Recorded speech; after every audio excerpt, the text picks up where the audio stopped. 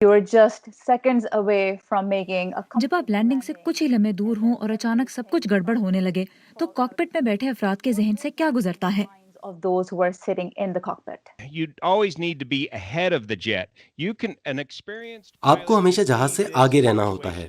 ایک تجربہ کار پائلٹ بہت پہلے ہی حالات بدلتے دیکھ لیتا ہے. 10,000 فٹ تک آنے سے بہت پہلے. تجربہ کار پائلٹ بھی لینڈنگ سے پہلے بہت تیز یا بہت اونچائی پر ہو سکتا ہے، مگر اس وقت ہمیں یہ تسلیم کرنا ہوتا ہے کہ ہم طریقہ کار کے مطابق نہیں جا رہے اور دوبارہ چکر لگا کر لینڈنگ کی کوشش کرنی ہوگی. Speak up and say that. Landing کے وقت کیا کیلکولیشن ہوتی ہے؟ کراچی کا رن وے تقریباً 11,000 فٹ لمبا ہے تو جہاز کو کس مقام پر زمین کو چھونا چاہیے؟ Standard operating procedure for all عام طور پر جہازوں کو رن وے کے پہلے 1/3 حصے پر اترنا چاہیے. اگر ایسا نہ ہو اور جہاز پہلے 3,000 فٹ کے اندر بھی نہ اترے تو دوبارہ اڑ کر آنا ہوتا ہے. of a long runway, you must go around. People are asking why لوگ پوچھ رہے ہیں کہ جہاز جب زمین سے لگ ہی گیا تھا تو بیلی لینڈنگ کیوں نہ کر لی، دوبارہ کیوں اٹھایا؟ تو بیلی لینڈنگ کا کیا طریقہ ہوتا ہے اور کیا وہ ممکن بھی تھی؟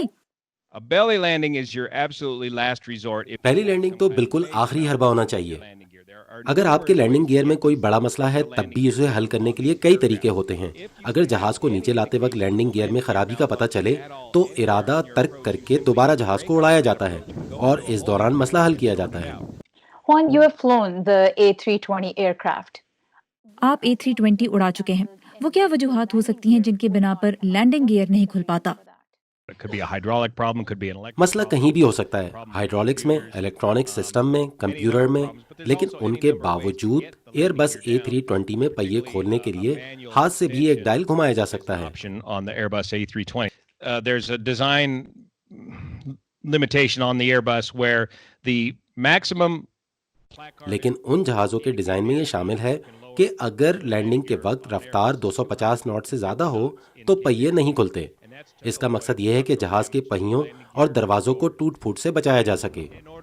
ایک سیفٹی والو بھی ہوتا ہے جو آپ کو لینڈنگ گیئر کھولنے نہیں دیتا اگر رفتار 260 ناٹ سے زیادہ ہو تو.